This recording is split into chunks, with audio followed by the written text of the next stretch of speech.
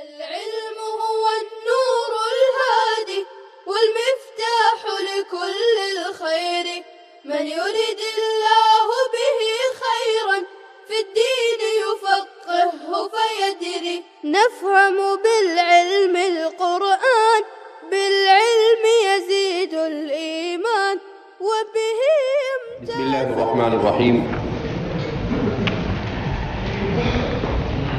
الحمد لله رب العالمين وصلى الله على محمد خاتم النبيين وعلى جميع الأنبياء والمرسلين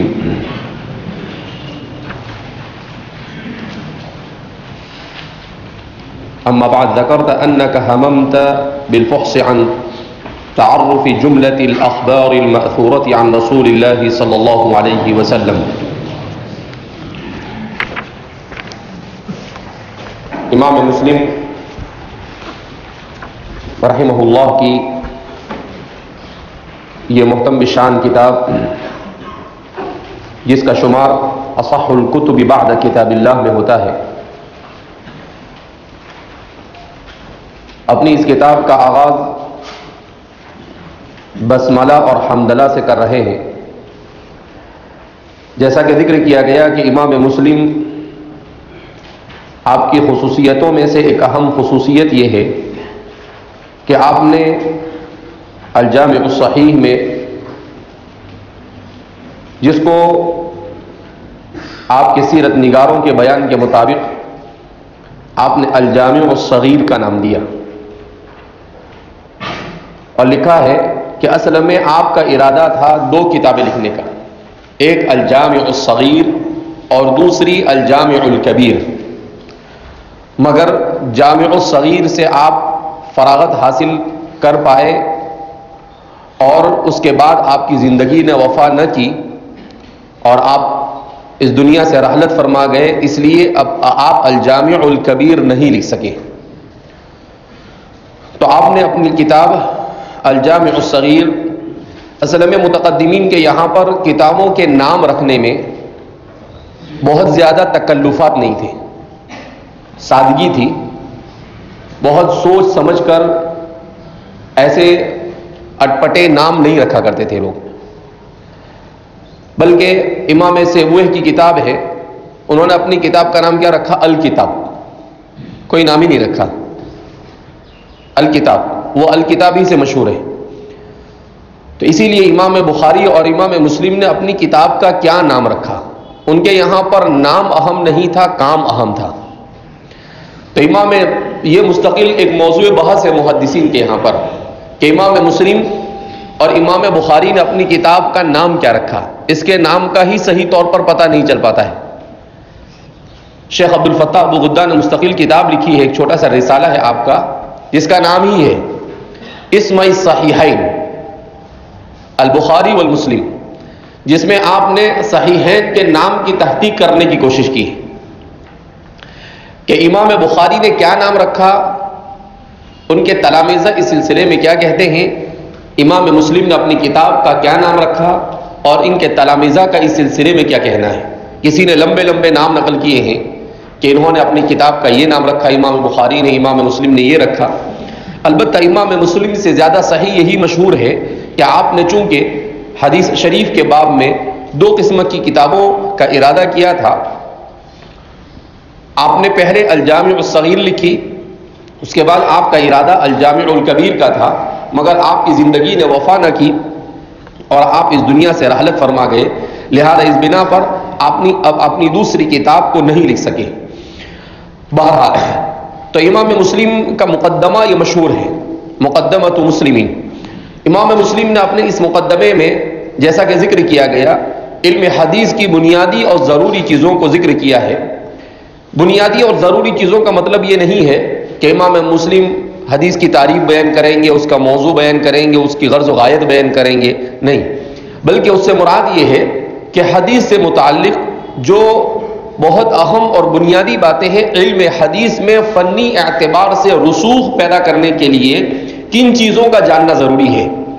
تو اس پر آپ روشنی ڈالتے ہیں مقدمہ مسلم میں کہ اسناد کی اہمیت کیا ہے، فن اسماء رجال کیا ہے، طبقات کی اہمیت کیا ہے، جس سے طالب علم کو علم حدیث کی فنی اور باریک معلومات حاصل ہو سکے. تو اس لیے امام مسلم نے مبادیات عشرہ سے تعرض نہیں کیا، رؤوس ثمانیہ سے تعرض نہیں کیا. مقدمے میں آپ نے تعریف، موضوع، غرض و غایت، مدون، حکم، استمداد، ان چیزوں سے تعرض نہیں کیا، بلکہ تعرض کیا فن کی بنیادی چیزوں سے کہ فن کہ میں مہارت کیوں. اس لیے کہ امام مسلم جس زمانے میں اس کتاب کو لکھ رہے ہیں وہ زمانہ علم حدیث کی طرف لوگوں کے میلان کا آغاز تھا. علم حدیث کی طرف لوگوں کا میلان ہو رہا تھا. اس کا مطلب یہ نہیں کہ اس سے پہلے نہیں تھا، اس سے پہلے علم حدیث کی طرف میلان تھا، مگر اللہ رب العزت کا کچھ نظام ایسا رہا کہ حضرات صحابہ کے آخری دور میں سب سے زیادہ لوگوں کا میلان ہوا. اگر آپ تاریخ کا تجزیہ کریں تو سب سے زیادہ لوگوں کا میلان ہوا علم تفسیر کی طرف. کس کی طرف میلان ہوا؟ علم تفسیر کی طرف. پھر اس کے بعد دوسرے نمبر پر لوگوں کا میلان ہوا علم فقہ کی طرف. کس کی طرف ہوا؟ علم فقہ کی طرف. اور پھر تیسرے نمبر پر میلان ہوا علم حدیث کی طرف. اس کے بعد کس طرف میلان ہوا؟ علم حدیث کی طرف. تو یہ سب من جانب اللہ رب العزت کا آل ٹائم ماسٹر پلان. اللہ رب العزت جس طرح سے اس دین کو قیامت تک محفوظ رکھنا چاہتے تھے تو اس کے لیے اللہ رب العزت نے جو نظام بنایا تھا اس کا ایک حصہ یہی تھا کہ اللہ رب العزت نے اپنی اس کتاب کی حفاظت کے لیے سب سے پہلے چونکہ براہ راست قرآن کو سمجھنا ضروری، لہذا اس بنا پر علم تفسیر سے مناسبت پیدا ہوئی. اور حضرت عبداللہ ابن عباس، حضرت عبداللہ ابن مسعود اور حضرت ابی ابن کعب، یہ جتنے بھی لوگ ہیں تو علم تفسیر سے متعلق آپ لوگوں نے بڑی محنتیں کی. فجزاہم اللہ عن امت محمد خیر الجزا. پوری امت کی طرف سے اللہ رب العزت ان مدونین علم تفسیر کو بہترین اجر عطا فرمائے. پھر اس کے بعد دوسرے نمبر پر میلان ہوا علم فقہ کی طرف. تابعین کا اولین دور، تابعین کا اولین دور، حضرات تابعین. تو حضرات تابعین کے اس دور میں سب سے زیادہ لوگوں کو مناسبت پیدا ہوئی کس سے؟ فقہ سے. اس کا یہ مطلب نہیں ہے کہ دوسرے علوم کو ایسے ہی چھوڑ دیا گیا، نہیں، دوسرے علوم پر بھی محنت ہوتی رہی مگر زیادہ مرکزیت اور زیادہ توجہ علم فقہ کی طرف دی گئی. کیوں؟ اس لیے کہ علم فقہ کا تعلق زندگی کے عملی میدان سے ہے. علم فقہ کا تعلق زندگی کے عملی میدان سے ہے. اسی لیے میں کہہ رہا ہوں کہ علم حدیث کے اوپر بھی توجہ تھی، اسی لیے تو مدون حدیث اسی دور کے ہیں. ابن شہاب زہری کا تعلق اس دور سے ہے، حضرات تابعین کے دور سے ہے، صحابہ کے بعد والے دور سے. جیسا کہ میں نے آپ کو اس سے پہلے بتایا کہ سن ہجری 50 میں آپ کی پیدائش ہوئی امام ابن شہاب زہری کی، تو اس زمانے میں اس کی طرف. لیکن وہاں پر کیا تھا کہ علم حدیث کو کیف متفق اسانید کے ساتھ صرف جمع کیا جا رہا تھا، صرف اسانید کے ساتھ کیف متفق. ہاں، سند کا اہتمام ضرور کیا جا رہا تھا. اسی لیے فرماتے ہیں کہ حضرات صحابہ کرام رضوان اللہ تعالیٰ مجمعین کے دور میں دور ابو بکر سے سند کا اہتمام شروع ہو گیا تھا. کب سے؟ دور ابی بکر سے. اس لیے کہ حضرت عثمان بن عفان رضی اللہ تعالیٰ عنہ کے سلسلے میں آتا ہے کہ حضرت عثمان بن عفان رضی اللہ تعالیٰ عنہ یہ غم میں مبتلا تھے نبی کریم صلی اللہ علیہ وسلم کی مفارقت کی وجہ سے. تو آپ کو جا کر صحابی نے سلام کیا. حضرت عمر رضی اللہ تعالیٰ عنہ ایک بار سلام کیا، دو بار سلام کیا، تین بار سلام کیا، آپ نے سلام کا جواب ہی نہیں دیا. تو پھر آپ واپس آ گئے تو حضرت ابوبکر کے پاس شکایت ہوئی کہ بھئی یہ کیا ہوا، سلام کا جواب نہیں دیا. دونوں نے شکایت کی، ایک نے کہا کہ سلام کا جواب نہیں ملا اور دوسرے نے کہا کہ ہم سے ملے بغیر کیا ہو گئے، چلے گئے. تو اب یہ مقدمہ آیا تو اب کہا، حضرت عمر نے کہا کہ بھئی سلام کے بارے میں یہ تعلیم ہے کہ 3 مرتبہ سلام کیا جائے، اس کے بعد جواب نہ ہو تو واپس ہو جائے. تو کہا کہ آپ نے کہاں سے سنا؟ اسناد شروع ہو گئی، اسناد پر جستجو کیا ہو گئی، شروع ہو گئی. کہا کہ اللہ کے رسول سے سنا. کہا آپ نے اکیلے نے سنا؟ کہا کہ نہیں، اس وقت فلاں فلاں صاحب. کہا بلاؤ ان کو بلایا گیا، انہوں نے گواہی دی. کہاں برابر. تو کہا یہیں سے اسناد کیا ہو جاتی ہے، شروع ہو جاتی. وفات نبوی کے بعد فوراً، وفات نبوی کے بعد فوراً اسناد کا سلسلہ کیا ہو جاتا ہے، شروع ہو جاتا ہے. تو پھر کہا کہ ہاں برابر ہے، ان کے پاس گواہ بھی ہے اور انہوں نے اس بات کو سنا ہے اللہ کے رسول صلی اللہ علیہ وسلم کے اور ان کی موجودگی میں فلاں فلاں لوگ تھے. تو حضرات صحابہ نے وفات نبوی کے فوراً بعد سے اس طرح سے تحقیق شروع کر دی. ایسی نہیں کہ اب حضرت عمر جیسا آدمی کہے اور اس کے بعد ان سے بھی گواہ مانگے جائے. اس سے ہی سمجھا جا سکتا ہے کہ کتنا زبردست اہتمام شروع ہوا کہ حضرت عمر نے ثقہ راوی تھے, ان سے بڑا اور کون ثقہ ہو سکتا ہے, اس کے باوجود ان سے کیا مانگے گئے, گواہ مانگے گئے. تو اس لیے تو فرماتے ہیں کہ یہ سلسلہ حضرات صحابہ کا یہی طریقہ رہا کہ جب ان کو کوئی بات بیان کرتا تھا تو وہ اسے پوچھتے تھے کہ اللہ کے رسول صلی اللہ علیہ وسلم نے بیان کیا تو اور کون کون تھا وہاں پر, لاؤ ان کو, اور ان سے مکمل تاکید کے بعد پھر کہتے کہ ہاں یہ اللہ کے رسول صلی اللہ علیہ وسلم کا کلام ہے. یہ جو طریقہ ہے براہ راست صحابہ خود آپس میں تحقیق جو کرتے تھے, یہ طریقہ چلتا رہا حضرت علی رضی اللہ تعالیٰ عنہ, حضرت عثمان غنی رضی اللہ تعالیٰ عنہ کی شہادت تک. کہاں تک چلتا رہا؟ حضرت عثمان غنی رضی اللہ تعالیٰ عنہ کی شہادت تک. پھر جب اذا وقعت الفتنة فی الامہ, پھر جب امت میں فتنہ واقع ہوا سیدنا حضرت عبداللہ بن عباس رضی اللہ تعالیٰ عنہ کے کہنے کے مطابق, تو اب اس کے بعد اس کے اوپر مزید اہتمام کیا جانے لگا. کیوں؟ اس لیے کہ امت کے داخلی اختلاف کی وجہ سے دو قسم کے لوگ وجود میں آ گئے. ایک وہ لوگ تھے جو حضرت عثمان کے موافقین تھے, اور دوسرے وہ لوگ تھے جو حضرت علی کے موافقین تھے. تو اب کیا ہونے لگا کہ کچھ نااہل قسم کے لوگ حضرت عثمان کی منقبت میں کوئی بھی حدیثیں گھڑنے لگے, حضرت علی کے طرف میلان رکھنے والے حضرت علی کی منقبت میں احادیث گھڑنے لگے. تو پھر حضرت عبداللہ بن عباس فرماتے ہیں اذا وقعت الفتنہ, جب فتنہ واقع ہو تو پھر اب رجال کی تحقیق شروع ہونے لگی. کس کی تحقیق شروع لگی؟ رجال. اب کوئی بھی آدمی کوئی بات بیان کرتا تھا تو اس سے پوچھا جاتا تھا کہ یہ بات کس نے بیان کی, فلاں, کہا وہ کون ہے, اس کے بارے میں معلوم کرو, صحیح آدمی ہے یا نہیں, سچا ہے جھوٹا ہے. تو اب یہاں سے رجال کی تحقیق کیا ہوتی ہے, شروع ہوتی ہے. اور پھر اس کے بعد یہ سلسلہ چلتا رہتا ہے یہاں تک کہ قرن اول ختم ہونے آتا ہے. حضرات صحابہ میں سے اکثریت اس دنیا سے رحلت فرما جاتے ہیں, اور بہت کم صحابہ رہ جاتے ہیں, گنے چنے 2-4 صحابہ رہ جاتے ہیں. اور حضرات تابعین, تو اب حضرات تابعین کے دور میں حضرت عمر بن عبد العزیز فرماتے ہیں انظروا فی حدیث رسول اللہ صلی اللہ علیہ وسلم فانی اخاف ذهاب العلم, کہ صحابہ سب دنیا سے جا چکے ہیں, اب جو بچے ہیں وہ بھی چلے جائیں گے, اور کبار تابعین بھی جا رہے ہیں. تو کہا کہ مجھے ڈر لگ رہا ہے کہ کہیں یہ علم ضائع نہ ہو جائے. تو پھر سند ہے, رجال ہے, اور دیگر تمام ناحیوں سے علم حدیث کو پرکھا جانے لگا, اور اس طرح سے علم حدیث کی تدوین کیا ہوئی, عمل میں آئی.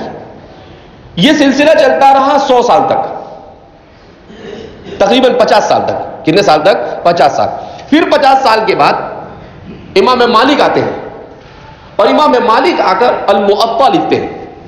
امام مالک کیا کرتے ہیں کہ وہ احادیث صحیحہ اور حضرات صحابہ کے اقوال مأثورہ صحیحہ کو جمع کرتے ہیں, اور اپنی کتاب میں وہ اس کو لکھ دیتے ہیں. تو اس طریقے سے فن حدیث احادیث صحیحہ کی سب سے پہلی کتاب یہ موطا ہے. حدیث صحیح کے سب سے پہلا جو مجموعہ تیار ہوا وہ کون سا ہے؟ موطا ہے. تو موطا تیار ہوئی. لیکن امام موطا کا چونکہ اپنا, امام مالک کا اپنا خود ایک مسلک تھا, تو اس لیے امام مالک کے اپنے مسلک کی وجہ سے, اور اس میں انہوں نے تابعین اور صحابہ کے اقوال کو بھی ذکر کر دیا تھا, تو اس کی بھی کثرت کی وجہ سے اس کو وہ مقام بعد میں نہیں مل سکا جو بخاری اور مسلم کو ملا. ورنہ ان کی جو سندیں ہیں وہ بڑی عالی ہے, مشکل سے 2 واسطے سے 3 واسطے سے وہ اللہ کے رسول صلی اللہ علیہ وسلم تک کیا ہو جاتے ہیں, پہنچ جاتے ہیں. تو ان کی سندیں علو سند کے اعتبار سے ایک تو صحت اور دوسرا علو سند, اس میں امام مالک کو کوئی نہیں پہنچ سکتا ہے, کیونکہ امام مالک یہ قرن اول کے آدمی ہے. قرن اول کے اواخر میں آپ کی پیدائش ہوتی ہے, سن ہجری 90 یا 92 کے اندر 93 میں آپ پیدا ہوتے ہیں. تو ظاہر سی بات ہے بعض مدینہ منورہ کے اندر کچھ صحابہ موجود تھے اور حضرات تاب, تو مشکل سے 1 واسطے یا 2 واسطے سے ان کی روایت کیا ہو جاتی ہے, مکمل ہو جاتی ہے. تو امام مالک نے یہ کام کیا. پھر اس کے بعد امام بخاری نے آ کر اس کو اور مضبوط انداز میں کیا. 3ری صدی کے اوائل میں, قرن ثانی ختم ہو گیا, اور قرن ثالث کا جب اوائل ہوتا ہے تو قرن ثالث کے اوائل میں امام بخاری نے, اور پھر اس کے بعد ان کی تلمیذ امام مسلم نے, اور پھر اس کے بعد یہ سلسلہ کیا ہو گیا, سلسلۃ الذھب شروع ہو گیا. تو اس طریقے سے علم حدیث تو احادیث صحیحہ کی طرف پوری باریکی کے ساتھ توجہ دینے کا یہ پہلا دور تھا. جس میں ہر ناحیے سے علم حدیث کے اوپر بڑی باریکی کے ساتھ کیا جا رہا تھا، غور و خوض کیا جا رہا تھا. اس لیے آپ یہ چاہ رہے تھے کہ مقدمے کے ذریعے سے لوگوں کے سامنے فن حدیث کی فنی اور باریک چیزوں کو کیا جائے، طلباء کے سامنے بیان کیا جائے. اس لیے آپ نے اپنے مقدمے میں بڑے اہتمام کے ساتھ ان چیزوں کی طرف توجہ دی ہے. بہرحال امام مسلم کی یہ کتاب، چونکہ جیسا کہ آپ اور ہم سب جانتے ہیں کہ علم حدیث کے باب میں سب سے زیادہ اہمیت اس بات کی ہے کہ یہ علم سینہ بسینہ چلایا ہے اور اس میں سند کا بڑا اہتمام ہے. تو امام مسلم کی یہ کتاب کس واسطے سے ہم کو پہنچی، امام مسلم کس کو مخاطب کر رہے ہیں، وہ تو مقدمے میں مذکور ہی ہے. البتہ یہ کہ مسلم شریف کی سند ہم نے کس سے پڑھی، انہوں نے کس سے پڑھی، تو چونکہ ہم کتاب کو شروع کر رہے ہیں لہذا اس سے واقفیت کیا ہے، ضروری ہے. صحیح مسلم کی سند، صحیح مسلم مکمل طور پر بندے نے مولانا عبد الرحیم صاحب سے پڑھی، اور حضرت مولانا عبد الرحیم صاحب فلاحی رحمۃ اللہ علیہ نے یہ کتاب اپنے استاد طیب ثانی حضرت مولانا سید ابرار احمد دھولیوی سے پڑھی، حضرت مولانا سید ابرار احمد دھولیوی سے پڑھی.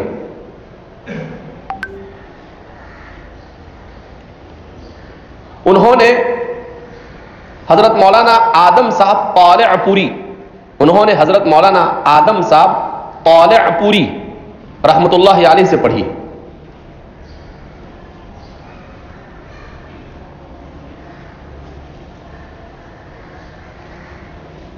انہوں نے حضرت مولانا عبد الرحمن صدیقی، انہوں نے حضرت مولانا عبد الرحمن صدیقی رحمۃ اللہ علیہ سے پڑھی، جو بابا امروہی سے مشہور تھے، جو بابا امروہی سے مشہور تھے. انہوں نے حضرت مولانا عبد الرحمن صدیقی رحمۃ اللہ علیہ سے پڑھی، جو بابا امروہی سے مشہور تھے.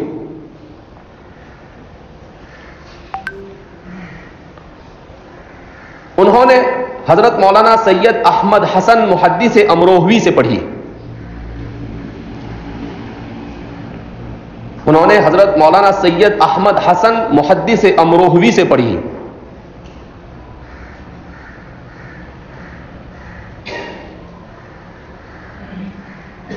اور حضرت مولانا سید احمد حسن امروہوی نے حجت الاسلام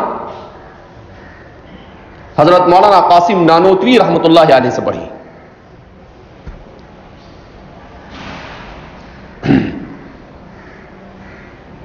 سید احمد حسن محدث امروہوی رحمۃ اللہ علیہ نے حجت الاسلام حضرت مولانا محمد قاسم نانوتوی سے مسلم شریف پڑھی. حضرت نانوتوی رحمۃ اللہ علیہ نے شاہ عبد الغنی مجددی سے پڑھی. حضرت نانوتوی رحمۃ اللہ علیہ نے مسلم شریف شاہ عبد الغنی مجددی سے پڑھی. انہوں نے شاہ محمد اسحاق دہلوی سے،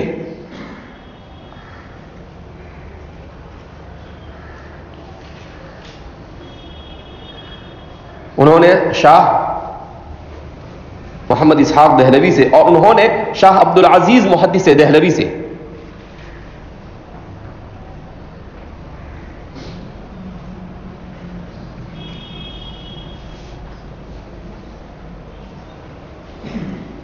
اور انہوں نے مسند الہند شاہ ولی اللہ محدث دہلوی رحمۃ اللہ علیہ سے پڑھی. اور انہوں نے مسند الہند شاہ ولی اللہ محدث دہلوی سے پڑھی.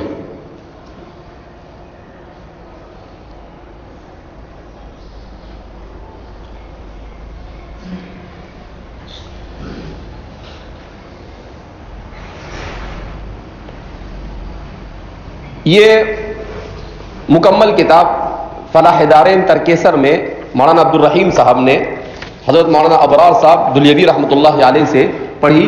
اس اعتبار سے سند ہے. اس سند میں اس کی خصوصیت یہ ہے کہ آپ 4 واسطے سے حجت الاسلام حضرت مولانا قاسم نانوتوی تک پہنچ جاتے ہیں. تو سند میں چونکہ جن لوگوں کا تذکرہ ہے علامہ امروہی وغیرہ، یہ سب معمر لوگ تھے، بڑی بڑی عمریں پائی انہوں نے. اس وجہ سے عام طور پر ہمارے علم حدیث کے پڑھانے والے جو معمرین ہوا کرتے تھے ان لوگوں کے پاس جا کر سند حاصل کیا کرتے تھے. اس کی دوسری سند حضرت مولانا عبد الرحیم صاحب فلاحی نور اللہ مرقدہ نے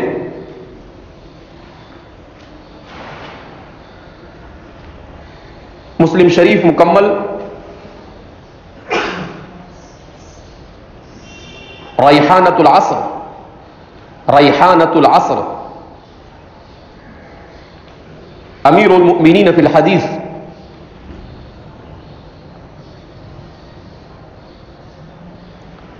حضرت مولانا شیخ محمد یونس جونپوری، حضرت مولانا شیخ محمد یونس جونپوری رحمت اللہ علیہ سے پڑھی.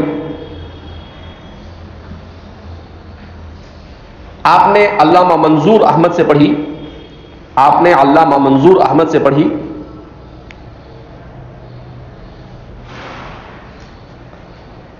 اور علامہ منظور احمد نے مولانا خلیل احمد مہاجر مدنی صاحب بذل المجہود، حضرت مولانا خلیل احمد مہاجر مدنی رحمت اللہ علیہ سے پڑھی.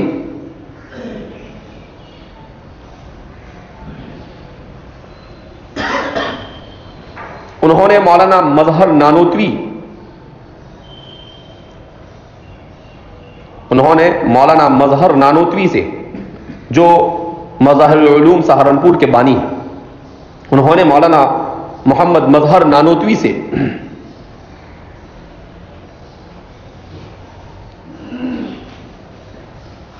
اور آپ نے استاد الکل حضرت مولانا مملوک علی نانوتوی سے، اور آپ نے استاد الکل حضرت مولانا مملوک علی صاحب نانوتوی سے رحمت اللہ علیہ.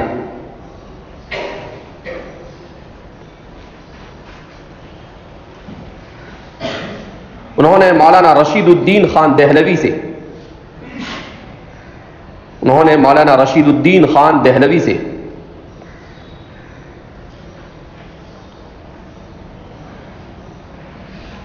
اور آپ نے شاہ عبد العزیز محدث دہلوی سے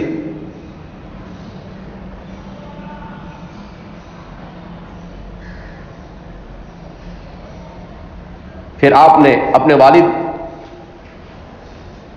مسند الہند شاہ ولی اللہ محدث دہلوی سے، پھر آپ نے اپنے والد مسند الہند شاہ ولی اللہ محدث دہلوی رحمت اللہ علیہ سے،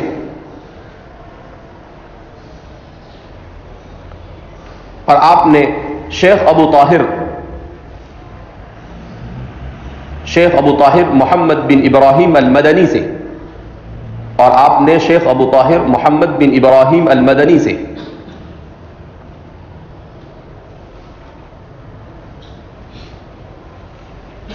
اور آپ نے شیخ ابراہیم حسن کردی سے، اور آپ نے شیخ ابراہیم بن حسن کردی سے،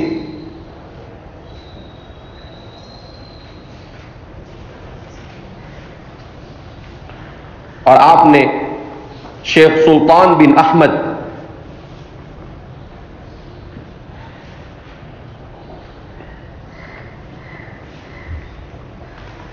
المزاحی سے، شیخ سلطان بن احمد المزاحی،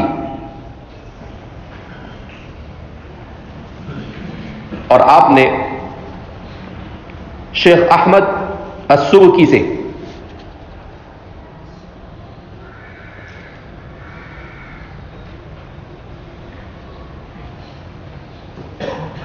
اور آپ نے نجم الدین محمد بن احمد سے،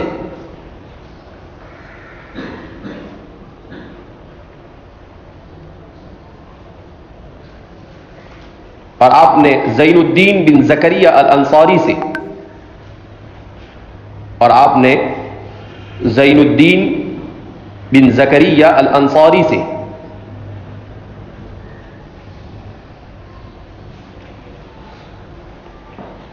اور آپ نے ابو الفضل حافظ ابن حجر اسقلانی سے، اور آپ نے ابو الفضل حافظ ابن حجر اسقلانی سے،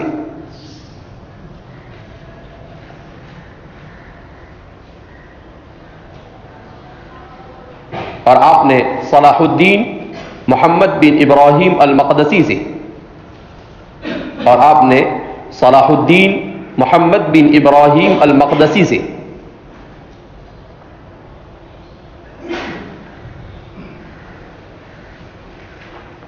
اور آپ نے علی بن احمد البخاری سے،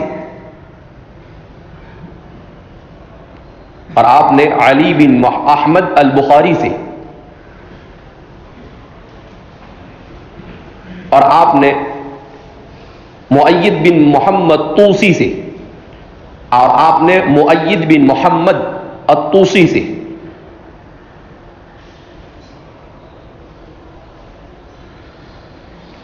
آپ نے ابو عبداللہ محمد بن فضل سے، آپ نے ابو عبداللہ محمد بن فضل سے،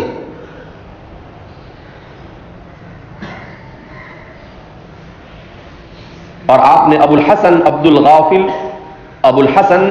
الغافر الفارسی سے،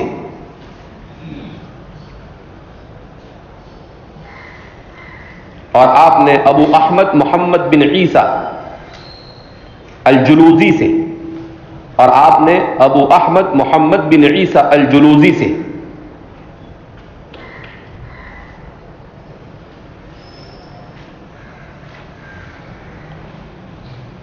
اور آپ نے شیخ ابو اسحاق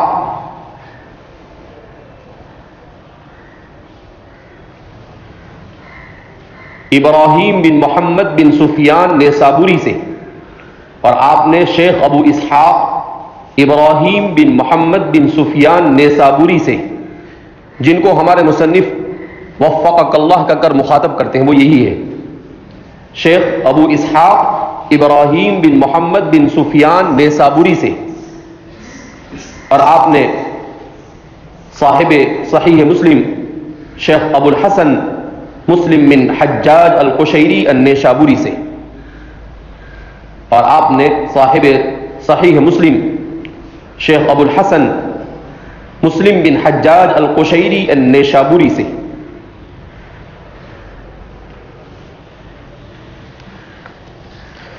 اور اس کے بعد کی جو سند ہے وہ مصنف خود ہی اپنی سند کو حدیث کے ساتھ کیا کرتے ہیں، ذکر کرتے ہیں۔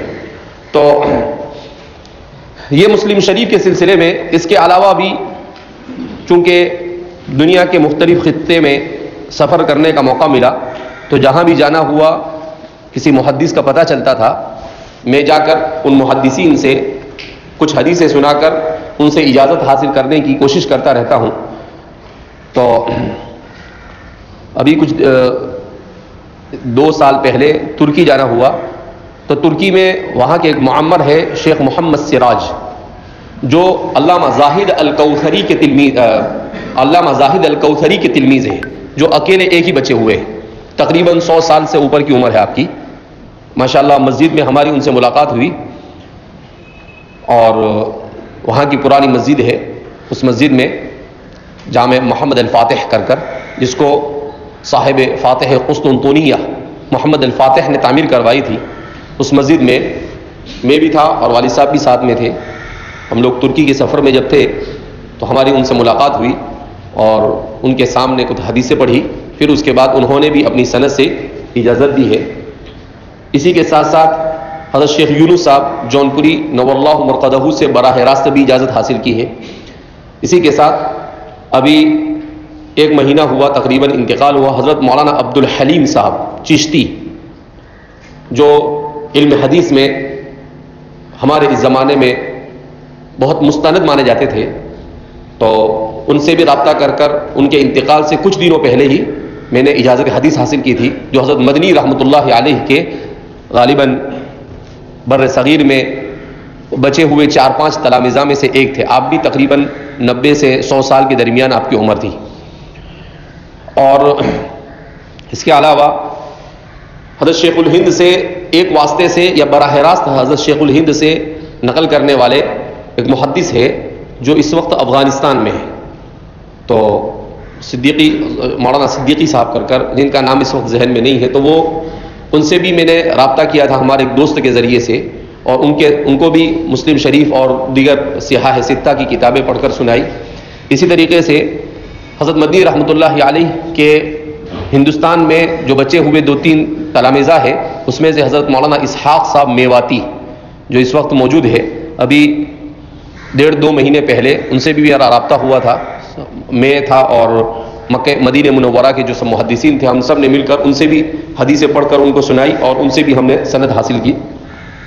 تو ایسی اور بھی بہت سارے لوگوں سے ہے جس کو انشاءاللہ آئندہ کسی موقع پر لکھ کر، جس کو میں یاد کر لکھوں گا اور اس کو سند کے ساتھ جمع کرنے کی کوشش کروں گا۔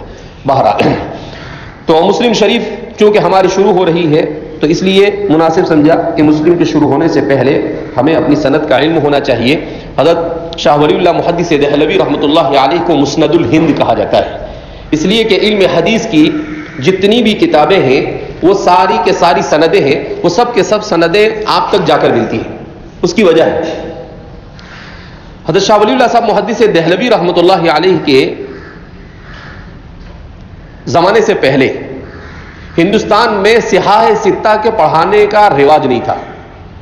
ہندوستان میں مشکات پڑھائی جاتی تھی، اور مشکات میں سند کے ساتھ حدیث نہیں ہے، بلکہ عن ابی ہریرہ رضی اللہ سے حدیث شروع ہو جاتی ہے، صحابی سے صرف وہ نقل کرتے ہیں پوری سند کے ساتھ، جس طریقے سے امام بخاری اور امام مسلم ذکر کرتے ہیں، اس انداز میں ہمارے ہندوستان میں حضرت شاہ ولی اللہ صاحب محدث دہلوی رحمۃ اللہ علیہ جنہوں نے آغاز کیا تھا۔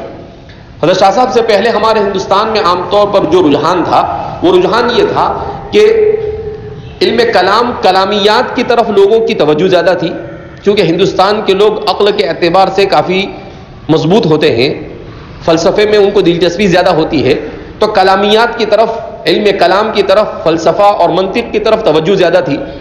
اسی طریقے سے چونکہ فقہ کا تعلق بھی فلسفے سے قریب، گویا کہ اسلام کا فلسفہ اگر کسی چیز کو کہا جاوے تو وہ فقہ ہے جو فلسفۃ الاسلام ہے، تو اس سے بھی تو ان دو علوم سے مناسبت اہل ہند کو بہت زیادہ رہی، اور علم حدیث سے مناسبت تھی، مگر جو لوگ علم حدیث سے رکھتے تھے وہ رکھتے تھے، جیسے صاحب کنز العمال جو برہانپور سے جن کا تعلق تھا، اسی طریقے سے ان کے تلمیذ علامہ طاہر پٹنی، تو یہ لوگ بھی علم حدیث سے شغف رکھتے تھے، مگر چونکہ ہندوستان کے ماحول میں صحاح ستہ کا رواج نہیں تھا، تو حضرت شاہ ولی اللہ صاحب محدث دہلوی رحمۃ اللہ علیہ اپنے زمانے میں دلی سے یہاں گجرات آئے، اور یہاں گجرات آنے کے بعد سمندری راستے سے آپ پانی پر سوار ہو کر بھاٹپور سے آپ گئے مکہ مکرمہ، جدہ گئے، اور جدہ سے مدینہ گئے،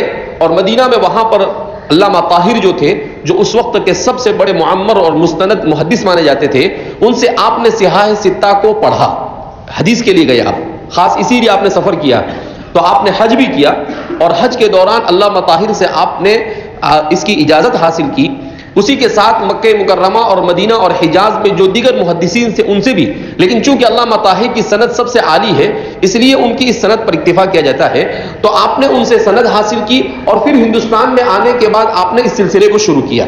اس وجہ سے ہندوستان میں جتنے بھی لوگ حدیث پڑھتے پڑھاتے ہیں آپ کے بعد، ان سب کا آخری سرا کہاں پر جا کر ٹھہرتا ہے؟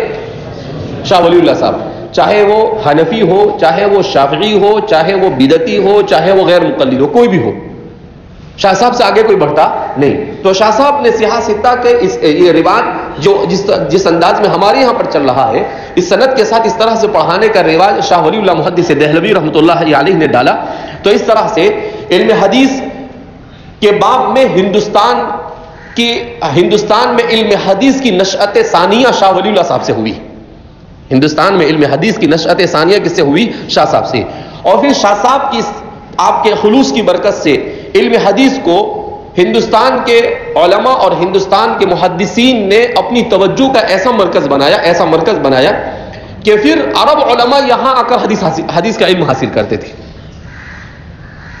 تو اس لیے فرماتے ہیں کہ یہ جو شاہ صاحب کے بعد کے 3 قرن گزرے ہیں، ان قرنوں کو ہندوستان کے خیر القرون ہے، یہ علم حدیث کے بعد میں ہندوستان کے خیر القرون ہے، کہ ان 3 قرنوں میں علم حدیث کی جو خدمت بر صغیر میں ہوئی ہے حضرت شاہ صاحب کی برکت سے، وہ خدمت علم حدیث کی کہیں اور نہیں ہوئی۔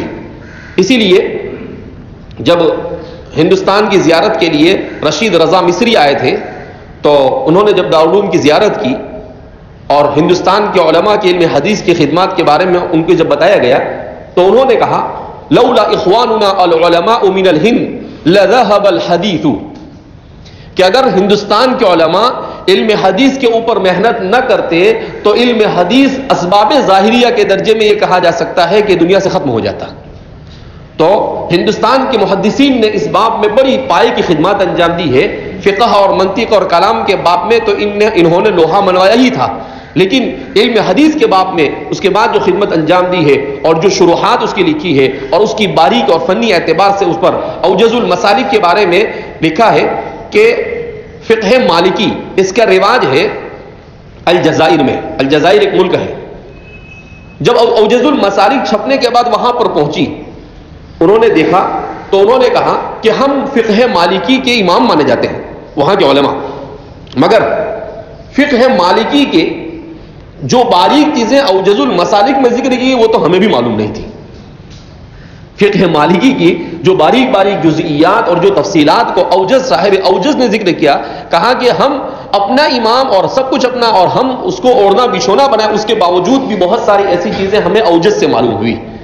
اسی طرح سے بذل المجہود ہے، اسی طرح سے فیض الباری ہے، شرح صحیح البخاری ہے جو علامہ انور شاہ کشمیری کے امالی ہے، جو آپ کے دروس کو آپ کے تلامذہ کیا کرتے تھے، لکھتے تھے، اور پھر اس کے بعد حضرت مولانا بدر عالم صاحب میرٹھی نور اللہ مرقدہ نے اس کو عربی کا جامع پہنا کر فیض الباری کے نام سے کیا کیا ہے، جو بخاری کی شروحات میں سے ہے، جن کے بارے میں علامہ انور شاہ کشمیری ان کے بارے میں کہا جاتا تھا کہ یہ قافلہ صحابہ کا بچھڑا ہوا انسان ہے۔